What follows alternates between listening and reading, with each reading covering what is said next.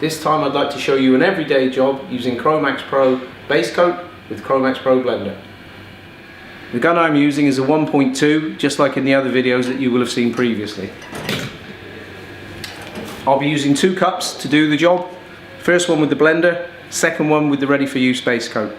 In this case I'm using the standard blender and I've adjusted my base coat to have the same speed. We do of course have slower versions should the climate dictate it. Firstly, I'm going to spray the blender to the blend panels, here and here. Now at this point I have some choices to make with the blender. What I can do is I can either apply it to the full panel, or like on the door here, where I have quite some room to make the blend, I can stop the blender short. The blender itself is applied in 1 closed coat, or if you prefer you can do it in 2 lighter or medium coats. Having applied the blender, I'll change the pot on the gun, get my colour, and the idea is then that I take my colour and I spray to the widest area first, using almost like a light effect coat to create the blend here, before repeating the same process here to make my blend, before finalising the job with 1.5 coats in the middle.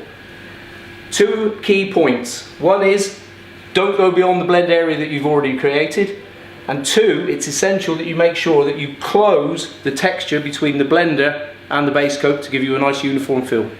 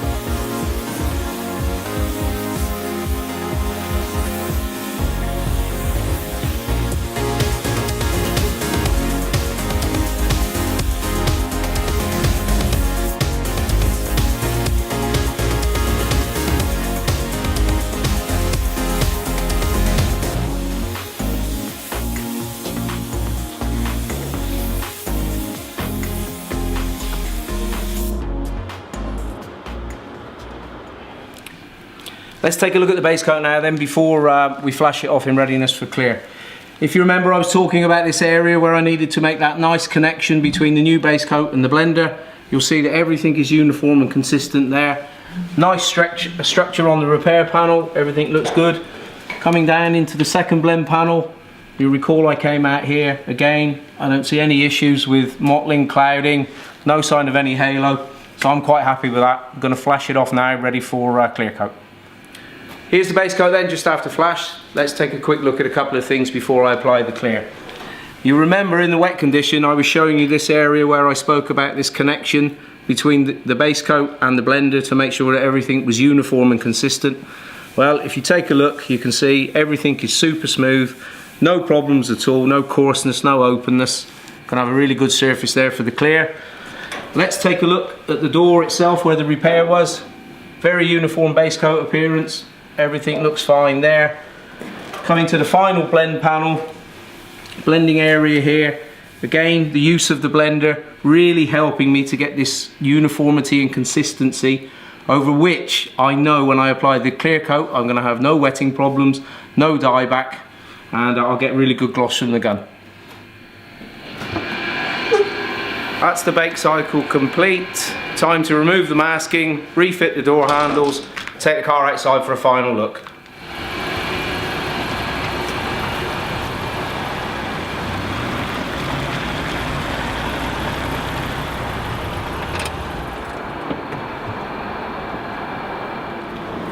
Let's take a look at the final job then before we give it back to the customer.